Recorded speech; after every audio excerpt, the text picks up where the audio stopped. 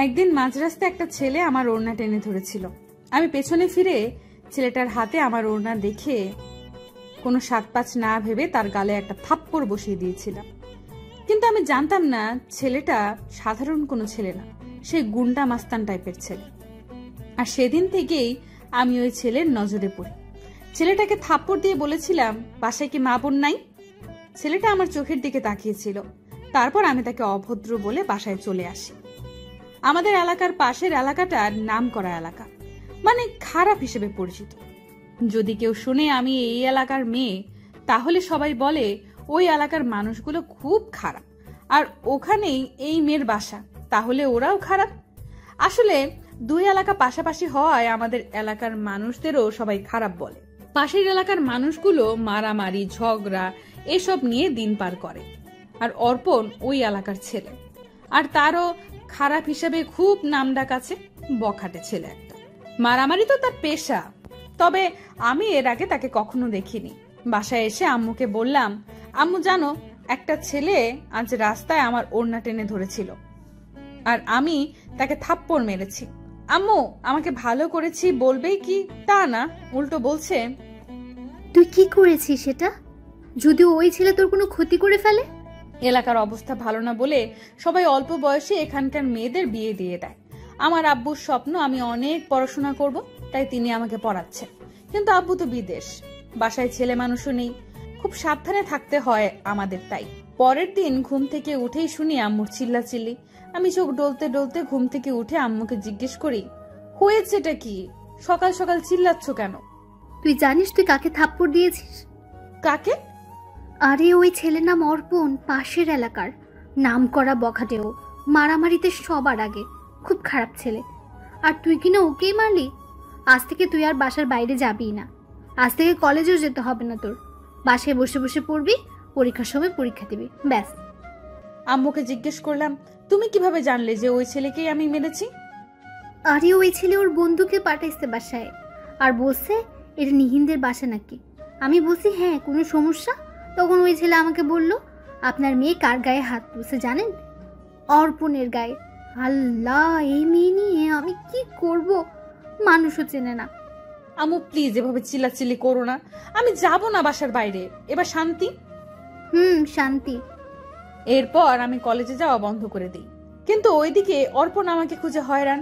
আমি প্রায় 4 দিন ক্লাসে যাইনি, আর সে এইদিকে আমার বান্ধবীদের বলে দিয়েছে আমি যদি পরের দিন কলেজে না যাই তাহলে সে সোজা আমাদের বাড়ি এসে আমার হাত ধরে টেনে নিয়ে যাবে। আমার বান্ধবী বর্ষা আমাকে কথাগুলো জানায়। আমি এই কথাটা শুনে প্রচুর ভয় পাই আর আম্মুকে বলি, কিন্তু আম্মু আমার চেয়ে বেশি ভীতু। সে চিন্তায় নাওয়া খাওয়া ছেড়ে দেয়। আমি পরের দিনও কলেজে যাই না। এইদিকে পরের দিন অর্পণ বর্ষাকে বলে, ও তো আসলো না, ঠিক আছে, কোনো সমস্যা নাই, আমি রাতে ওদের বাসায় যাব, ওকে বলে দিও। রাত তো হয়েছে ঠিকই, কিন্তু আমার আত্মা তো কাঁপছে, ভয়ে কলিজা শুকিয়ে গেছে। হঠাৎ করে রাত 12টায় দেখি অনেক জোরে জোরে আতশবাজির আওয়াজ। আম্মু বলে, এত রাতে এগুলো করছে কে? আমি উত্তর দিলাম, আমি কিভাবে জানবো? রাতে আম্মুকে আর বোনকে নিয়ে একসাথে শুই, আর বারবার মনে পড়ছে বর্ষার বলা কথাগুলো। ও বলেছিল অর্পণ নাকি অনেক আগে একটা মেয়েকে ভালোবেসেছিল, মেয়েটা ওকে ভালোবাসতো, কিন্তু হঠাৎ মেয়েটা চেঞ্জ হয়ে যাওয়ায় অর্পণ একদিন মেয়েটাকে ডেকে নিয়ে ইচ্ছামতো বাঁশ দিয়ে পিটায়। পরে মেয়েটাকে হসপিটালে ভর্তি করা লাগে। পরে মেয়েটাকে ওর পরিবার ভারত পাঠিয়ে দেয়। এই ছেলে খুবই খারাপ। কিছুদিন আগেও নাকি এক ছেলেকে মেরে হসপিটালে পাঠিয়েছে, শুধুমাত্র ওর বাবা চাচার অনেক দাপট বলে কেউ নাকি ওর কিচ্ছু করতে পারে না। ভয়ে গা ছমছম করছে। সারা রাত আমি শুয়ে আছি ঠিকই, কিন্তু চোখে এক বিন্দু পরিমাণ ঘুম নেই। মনে মনে ভাবতে থাকি সকাল হলেই আজ আমি কলেজে যাব, আর তাকে গিয়ে জিজ্ঞেস করব সে কি চায় আমার কাছে। কিন্তু সকালবেলা হঠাৎ দেখি আম্মুর চিৎকার করে ডাকছে আমাকে, নিহিন, নিহিন দেখে যা, এখানে আয়। আমি দৌড়ে এসে যা দেখি তা দেখার জন্য আমি প্রস্তুত ছিলাম না।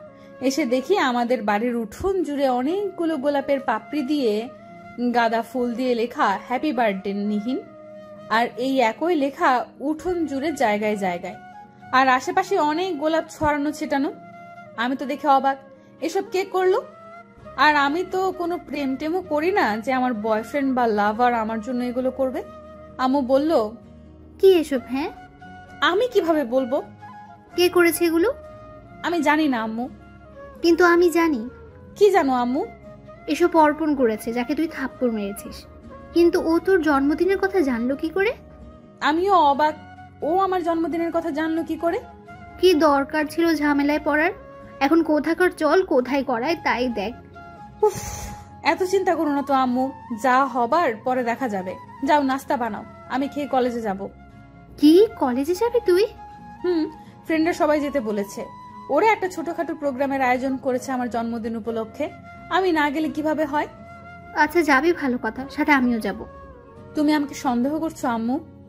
আরে আমি তোকে একা ছাড়বো নাকি, যদি ওই অর্পণ তোর কোনো ক্ষতি করে?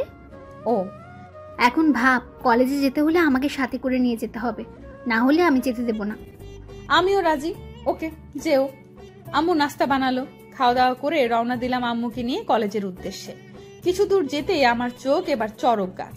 আমি যেই রাস্তা দিয়ে যাচ্ছি সেই রাস্তায় রং দিয়ে লেখা হ্যাপি বার্থডে নিহিন, আর পুরো রাস্তায় জায়গায় জায়গায় ফুল ছেটানো। কিছু দূর যেতেই একটা ব্রিজটা যে কি পরিমাণ সাজানো হয়েছে তা না দেখলে বিশ্বাস করার কায়দা নেই। আর ওখানেও লেখা শুভ জন্মদিন নিহিন। আমি সারপ্রাইজ পেলাম নাকি বিপদের পূর্বাভাস পেলাম কিছুই বুঝতে পারছি না। ভয়ে তো আমি শেষ। আম্মু আমার এক হাত শক্ত করে ধরে বলল, এসব কি? আল্লাহ রে, সারা এলাকার মানুষ দেখছে এগুলো, মান সম্মান আর কিছুই থাকবে না। আম্মু তুমি এমন করছো কেন? আমার দোষ কি এখানে? আমি তো কিছুই করলাম না। আমি কি বলেছি কাউকে এসব করতে? আম্মু সারা রাস্তা আমাকে বকতে বকতে কলেজে নিয়ে গেল, আর এতক্ষণে রাস্তার অনেকেই আমার দিকে তাকিয়ে মুচকি হাসি দিয়ে চলে গেছে। আম্মু সাথে ছিল বলে হয়তো কেউ কিছু বলেনি। কিছুক্ষণ পর কলেজে পৌঁছালাম। বান্ধবীরা কলেজের গেটের সামনে আমার জন্য অপেক্ষা করছে। সবাই আম্মুকে সালাম দিল। পাশে একটা রেস্টুরেন্টে ওরা আয়োজন করেছে। আমরা সবাই ওখানে গেলাম। ওখানে গিয়ে বর্ষাকে একটু দূরে টেনে নিয়ে বর্ষার কানের কাছে গিয়ে আস্তে করে বললাম, আমার আজ জন্মদিন, সেটা অর্পণ জানলো কি করে? আরে ও তো সবসময় কলেজের সামনে এসে দাঁড়িয়ে থাকে। আমরা যখন রেস্টুরেন্টে এসে প্রোগ্রামের কথা বলছিলাম, ও তখন শুনেছে। পরে আমাকে জিজ্ঞাসা করেছে কার জন্মদিন। আমি বলেছি নিহিনের। তুই জানিস ও কি করেছে? আমাদের বাড়ির উঠোন রাস্তা জুড়ে হ্যাপি বার্থডে নিহিন লিখে রেখেছে। কি বলিস? যা শুনতে পেলি। ও কি তাহলে তোর প্রেমে পড়ে গেল নাকি? মানুষ থাপ্পড় খেয়ে শত্রু হয়, আর ও দেখি তোর প্রেমে পড়ে গেল। ধুর, কিছুই ভালো লাগছে না আমার, কি যে হচ্ছে। আচ্ছা এখন এসব বাদ দে, এখন কেক কাট, এনজয় কর। আর এনজয় দিছে আমার জন্মদিনের 12টা বাজিয়ে। সবাই মিলে কেক কাটলাম, খাওয়া দাওয়া করলাম, সবাই আমাকে গিফট দিল। তারপর সবার কাছ থেকে বিদায় নিয়ে বাসায় ফিরলাম। বাসায় আসার সময় কোথাও আমি অর্পণকে দেখিনি। মনে মনে ভাবতে লাগলাম, যাক বাবা, বেঁচে গেছি। বাসায় এসে ফ্রেশ হলাম। আম্মু ফ্রেশ হয়ে নাস্তা করতে চলে গেল। সারাদিন ভালোই কাটলো। বিকেলে বোনকে নিয়ে মেইন গেটের সামনে গেলাম, আর তখনই হুট করে অর্পণ এসে হাজির। আমি ওকে দেখে বাসার ভেতরে ঢুকবো সেই শক্তিটুকুও নেই। ছোট বোন বলল, আপু চলো। আর তখনই অর্পণ আমার সামনে এসে দাঁড়ায়। দেখুন কি চান আপনি? চলে যান, কেউ দেখলে খারাপ বলবে আমাকে। কে খারাপ বলবে? ওর জিব্বা কেটে ফেলবো না? দেখুন আপনার পায়ে পড়ি, প্লিজ চলে যান এখান থেকে, লোকে খারাপ বলবে। তাহলে কথা দাও কাল কলেজে আসবে। না, আসবো না। যদি না আসো তাহলে আমি তোমার বাসায় এসে বসে থাকবো। তখন কেউ মন্দ বললে আমার দোষ না। এখন বলো, আসবে কিনা কাল কলেজে? আচ্ছা আসবো, এবার আপনি যান প্লিজ। এরপর অর্পণ আমার হাতে একটা শপিং ব্যাগ দিয়ে চলে যায় ওখান থেকে। আমি তো ভয়ে শেষ। কেউ দেখলো কিনা ভাবতে ভাবতে মাথা খারাপ আমার। যদি কেউ দেখে তাহলে তো বদনাম হয়ে যাবে আমার। ছোট বোনকে বললাম, কি জ্বালায় পড়লাম আমি বল। হাত থেকে ব্যাগটা ছুঁড়ে ফেললাম মাটিতে। আর তখনই একজন প্রতিবেশী এসে দেখে বলে, কি এটা? আর সাথে সাথে আমার বোন ব্যাগটা হাতে নিয়ে বলল, গিফট এটাতে আপুকে তার এক ফ্রেন্ড দিয়ে গেল। আজ আপুর জন্মদিন তো তাই। তুমি না একটুও বুদ্ধি নাই তোমার। যদি এটাই চিঠিপত্র কিছু থাকে তখন কি হবে? কেউ যদি পড়ে ফেলে? এই কথা বলে বোন আমাকে নিয়ে আর ব্যাগটা নিয়ে আমার রুমে চলে আসলো। তারপর দরজা আটকে দিয়ে নিজেই খুললো ওটা। খুলে দেখে সত্যি সত্যি একটা চিঠি, আর সাথে একটা শাড়ি আর অনেকগুলো লিপস্টিক। চিঠিটা খুলে ও নিজেই পড়া শুরু করলো। নিহিন, আমি চিঠিপত্র কিছুই লিখতে পারি না, জানাও নেই আমার কিভাবে লিখতে হয় চিঠি, তাই মনের ভাব এলোমেলোভাবে প্রকাশ করে ফেললাম।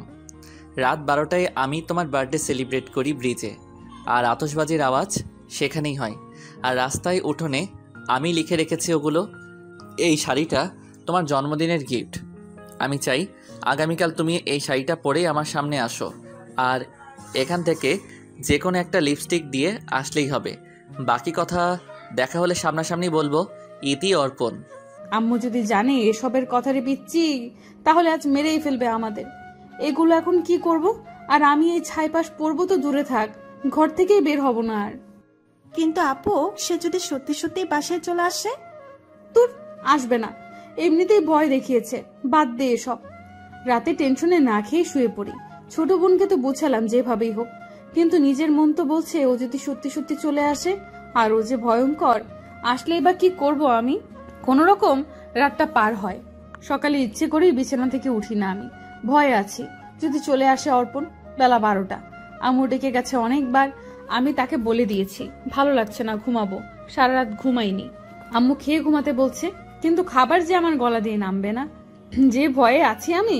কিছুক্ষণ পর বোন আমার দৌড়ে রুমে আসে আর বলে, আপুরে ওঠ তাড়াতাড়ি, অর্পণ তো বাইরের বারান্দায় এসে বসে পড়েছে। আমাদের বাসাটা অনেক বড় আর খোলামেলা, শুধু এক পাশ দিয়ে দেয়াল করা, আর পুরো বাসায় কোনো দেওয়াল নেই। তাই যে কেউ আমাদের বাসায় সহজেই আসতে পারে। আর আমাদের বাসার মেইন গেট দিয়ে মানুষ যাতায়াত করে বলে গেটটা খোলাই রাখতে হয় সারাদিন। আমি তো শোয়া থেকে লাফ দিয়ে কোনো রকম উঠে বসে পড়লাম বোনের কথা শুনে, কিন্তু ভয়ে যেন এখন আমার আত্মাটা বেরিয়ে আসছে। এখন কি করবে অর্পণ? হঠাৎ করেই শুনি অর্পণ, কাকি, এই যে কাকি, একটু শুনবেন? এই বলে আম্মুকে ডাকছে। আর আমি দৌড়ে রুম থেকে বেরিয়ে এসে অর্পণকে বলি, আপনি এখানে? আর অর্পণ আমার দিকে রাগী চোখে তাকিয়ে আমার সামনে এসে আমার বাম হাতটা শক্ত করে মুঠো করে ধরে। হাত ধরলেন কেন আমার? আজব তো, হাত ছাড়ুন। তোরে কি বলছিলাম আমি? দেখা করতে বলি নাই? কেন করলি না দেখা? এবার তো আমি তোকে আমার সাথেই নিয়ে যাব। এতক্ষণে আম্মু বলে চিৎকার দেই আমি, আর আম্মু আসা মাত্র অর্পণ আমার হাত ছেড়ে দেয়। কি হয়েছে? এভাবে ডাকছিস কেন? আর তুমি? কাকি, আমি অর্পণ। কিছু বলবে বাবা? আসলে রাস্তা দিয়ে যাচ্ছিলাম, হঠাৎ পানি পিপাসা পেয়েছিল তো তাই এসেছিলাম। এক গ্লাস পানি দেওয়া যাবে? কি যে বলো বাবা, এই যা তো নিহিন, এক গ্লাস পানি নিয়ে আয়। আমি দৌড়ে গিয়ে এক গ্লাস পানি দিয়ে আমার ছোট বোনকে পাঠিয়ে দিই। সেদিনের মতো ও পানি পান করে চলে যায়। সে চলে যাওয়ার পর আম্মু এসে আমাকে জিজ্ঞেস করে ও এসেছিল কেন। আমি আম্মুকে বলি আমি দেখা করিনি বলে। সে চায় আমি তার সাথে দেখা করি। সে যেন কি বলবে আমায়। কোথাও যাবে না তুই, আমি কালই তোর জন্য পাত্র দেখা শুরু করব। বিয়ে না দিলে এই ঝামেলা দূর হবে না। আর এই ছেলে যে খারাপ, আমার মেয়ের জীবন পুরো তামা তামা করে দেবে। এই বলে আম্মু চলে গেল। আব্বুকে এই বিষয়টা ফোনে জানালো। আব্বু বলেন, তুমি ছেলে দেখা শুরু করো, ভালো ছেলে সন্ধান করো, তবে ছেলে যেন শিক্ষিত হয়। আব্বু সারা জীবন শিক্ষাকে অনেক মূল্য দিয়েছেন। আব্বু চায় তার সন্তানেরা উচ্চশিক্ষিত হোক, আর তার মেয়ের জামাইরাও উচ্চশিক্ষিত হোক। আম্মু পরের দিনই ছেলে দেখা শুরু করলেন। মানে সবাইকে বলতে লাগলেন ভালো ছেলের সন্ধান পেলে যেন জানায়। এইদিকে অর্পণ আমার যতগুলো বিয়ের কাজ আসে সব ভেঙে দেয়। আব্বু বলেন তার এক বন্ধুর ছেলের জন্য নাকি আমার কথা বলেছে, আর বললেন আব্বু এসে যা করার করবেন, আমরা যেন চুপচাপ বসে থাকি। মন খারাপ করে এখন বাসায় বসে থাকি, শুধু না যেতে পারি বাইরে আর না কোথাও। তাই আমার বান্ধবী বর্ষা আমাকে বলল, তুই তো ফেসবুক ইউজ করিস না, একটা আইডি খোল, দেখবি সময় কেটে যাবে। কিন্তু আমি ফেসবুকের তখন কিছুই বুঝি না। বর্ষা আমাকে একটা ফেসবুক আইডি খুলে দেয়, আর ও নিজেই কয়েকজন ফ্রেন্ড অ্যাড করে দেয় আইডিতে, আর সব দূরের দূরের মানুষ। আমি বললাম এদের কেন ফ্রেন্ড করলি, আমি তো চিনিই না তাদের। ও বলল অচেনা মানুষ লিস্টে থাকলেই ভালো, কোনো ঝামেলা নেই, চিনবেও না আর কিছু বলবেও না, আর চেনা হলে শান্তিতে আইডি ইউজ করতে পারবি না। ওর কথা মতো বললাম আচ্ছা বুঝলাম। আমার লেখালেখি করতে খুব ভালো লাগে, তাই ফেসবুকে ঢুকেই আমি ছোটখাটো লেখা পোস্ট করতে শুরু করলাম। ধীরে ধীরে আমার বন্ধুর তালিকা বড় করলাম, ফ্রেন্ড রিকোয়েস্ট পাঠালাম, একসেপ্ট করলাম, কিন্তু কারোর সাথেই আমার ইনবক্সে কথা হতো না। ইনবক্সটা আমার কাছে একটা প্যারা মনে হতো। যা কথা হবার কমেন্ট বক্সেই হতো টুকটাক। এর মাঝে যারা আমাকে ইনবক্সে নক করতো আমি তাদের এড়িয়ে চলতাম বেশিরভাগ। ওয়ালাইকুম সালাম, ভালো আছি, এসব ছাড়া আর কথা বলতাম না। কিন্তু হঠাৎ একটা ছেলে আমাকে একদিন রাতে ইনবক্সে নক দেয়, আর আমি তার মেসেজের সব রিপ্লাই না দিয়েই থাকতে পারিনি। ছেলেটার সাথে এই প্রথম আমার ইনবক্সে কথা। ছেলেটার আইডি দেখেই ভদ্র শান্তশিষ্ট মনে হতো। তার লেখার হাত ছিল খুবই ভালো, কিন্তু সমস্যা একটাই, ওর টাইপিং মিস্টেকের কারণে মাঝে মাঝে বানান ভুল যেত। আর আমি মনে মনে লেখা পড়ে খুব রাগ করতাম, এত ভালো লেখে অথচ বানান ভুল। তার সাথে প্রায়ই আমার এখন চ্যাটিং হয়, কেমন আছি, কি করছি, এই সেই কথা হয়। ধীরে ধীরে কথার পরিমাণ বাড়তে থাকে। একটা সময় সে আমাকে মেসেজ না দিলে খুব রাগ হতো। এক সময় সে আমাকে বন্ধু হবার প্রস্তাব দেয়, আর আমি তাকে বলি হতে পারি, তবে কোনোদিন সে আমার প্রেমে পড়তে পারবে না, আমাকে ভালোবাসতে পারবে না, ভালোবাসা চাইতে পারবে না।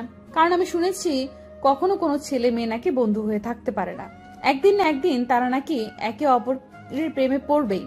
সে আমার কথায় রাজি হয়ে যায়, শুরু হয় আমাদের বন্ধুত্ব। ও আমাকে মেসেজে লিখে লিখে ওর লাইফের সব কথা লিখে। তখন এক একটা রাত চ্যাট করতে করতে কেটে যায়, তার কোনো খেয়ালই থাকে না আমাদের।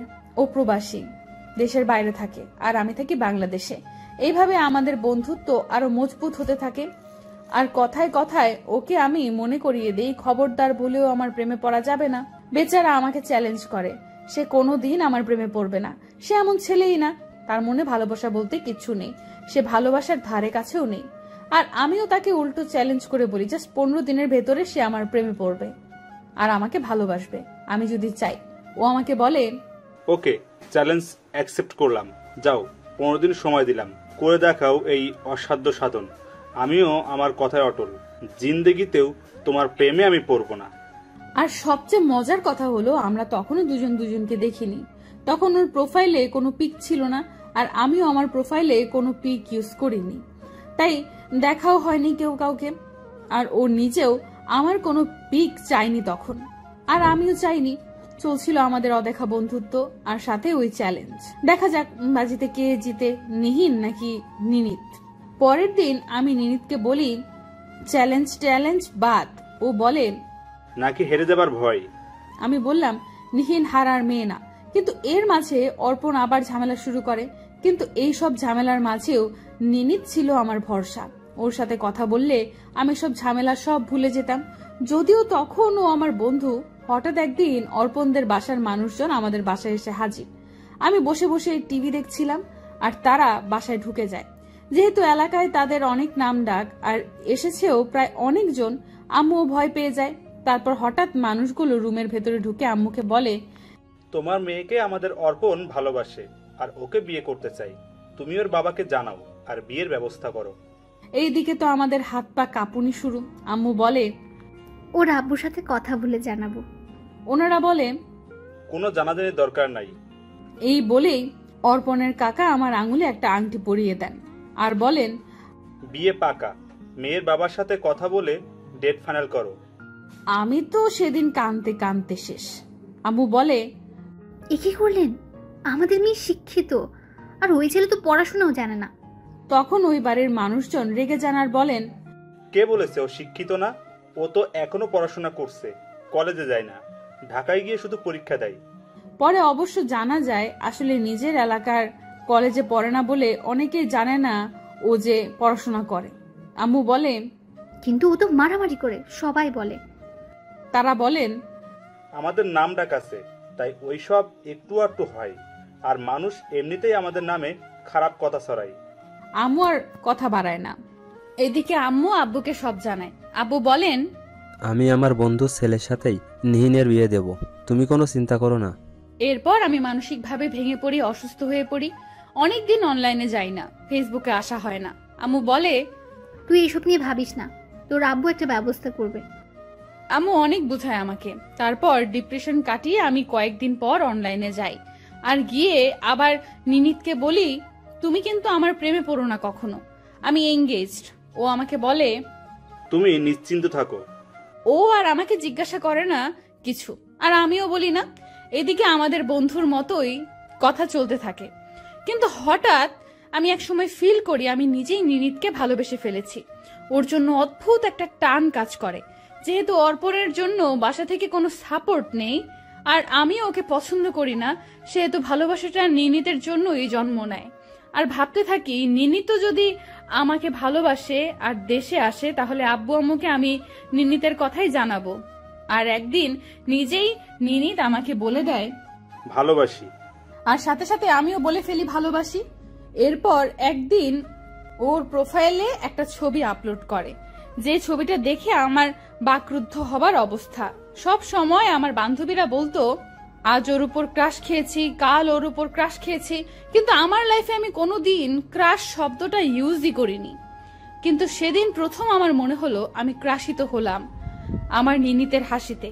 আমার লাইফের প্রথম এবং শেষ ক্রাশ আমার নিনিত। দেখতে দেখতে চলছিল আমাদের ভালোবাসা, স্বপ্ন দেখা। ভালোবাসা কি সেটা আমি ওর থেকেই প্রথমে জেনেছি। সত্যিকারের ভালোবাসার অনুভব আমি ওর থেকেই পেয়েছি। এর মাঝে হঠাৎ করে শুনি অর্পণের বাইরে যাবার সব কিছু ঠিক হয়ে গেছে। অর্পণ ওদের বাসায় জানায় ও আমাকে বিয়ে করে রেখে যেতে চায়, কিন্তু আম্মু কোনোভাবে তাদের রাজি করান যে ও দেশে আসলেই বিয়ে হবে। আর এদিকে আমিও পড়াশোনা শেষ করি আর এমন ভাবে বোঝান যে সত্যি সত্যি আম্মু খুশি মনে বলেছেন, আর তারাও এটাই মেনে নেন।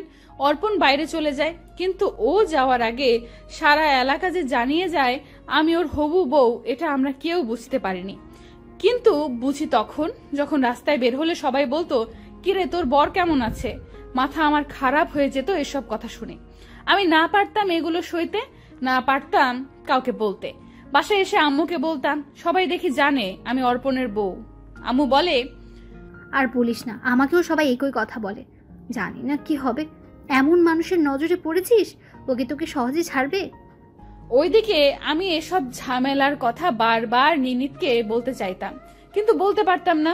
ভাবতাম ও তো দূরে, যদি এসব চিন্তা করে ও কাজের জায়গায় গিয়ে অ্যাক্সিডেন্ট করে ফেলে, বা যদি আমাকে ছেড়ে যায় এসব শুনে।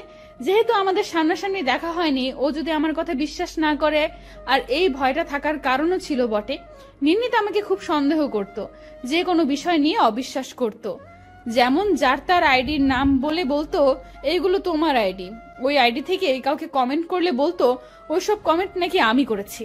অথচ আমি ওর অগোচরে তখন আমার কোনো আইডিই ছিল না। আমি কসম খেয়েও ওকে বিশ্বাস করাতে পারতাম না যে ওগুলো আমার আইডি না। এই সামান্য ব্যাপারগুলো ও বিশ্বাস করে না, আর এত বড় ঘটনা ঘটে যাচ্ছে আমার জীবনে, আমি বললে বিশ্বাস করবে? এই ভেবে লুকিয়ে যেতাম ওর কাছে, আর ভাবতাম সময় আছে যেহেতু আমার হাতে, সেহেতু ও আসলেই সব বুঝিয়ে বলবো, তারপর যা ডিসিশন হয় হবে। ও যদি চায় আমাকে ওর লাইফে জড়াতে তাহলে জড়াবে। ওকে বারবার জিজ্ঞেস করতাম, আচ্ছা কবে দেশে আসবে তুমি? ও বলতো আমি এখন আসতে পারবো না, পারলে তোমার কাছে কবেই চলে আসতাম। এর মাঝে আব্বু আসেন। আসার পর আব্বু ছেলে দেখা শুরু করেন, আর ওইদিকে এলাকায় এটা জানাজানি হয়, আর সেটা অর্পণের কানেও যায়। অর্পণ ওর বাসায় জানায় ও এই মুহূর্তে আমাকে বিয়ে করবে, আজই বিয়ে করবে। যদি ওর পরিবার ওকে না করায় বিয়ে, তাহলে ও সুইসাইড করবে। তাই ওর পরিবার সিদ্ধান্ত নেয় যেভাবেই হোক ফোনে কাবিন করাবে আমাদের। আর যেহেতু অর্পণ একরোখা বদমেজাজি, তাই ও যে কোনো কিছু করে বসতে পারে। আর তাই ওর পরিবারের মানুষজন এলাকার চেয়ারম্যান মেম্বারদের বুঝিয়ে আমাদের বাসায় নিয়ে চলে আসেন। আর ওর কাকাই একজন চেয়ারম্যান, আর সাথে করে নিয়ে আসেন আমাদের এলাকার কয়েকজন মুরব্বীদেরও। আমরা কেউ জানি না কিছু। আব্বুকে এসে সোজাসুজি বলেন আজ আপনার মেয়ের সাথে অর্পণের বিয়ে দিতে হবে ফোনে। আব্বু বলে এসব কিভাবে সম্ভব? কিন্তু সবাই মিলে আব্বু আম্মুকে অনেক প্রেসার দিতে থাকেন। এদিকে এত মানুষ আর আমাদের সাপোর্টে কেউ নেই।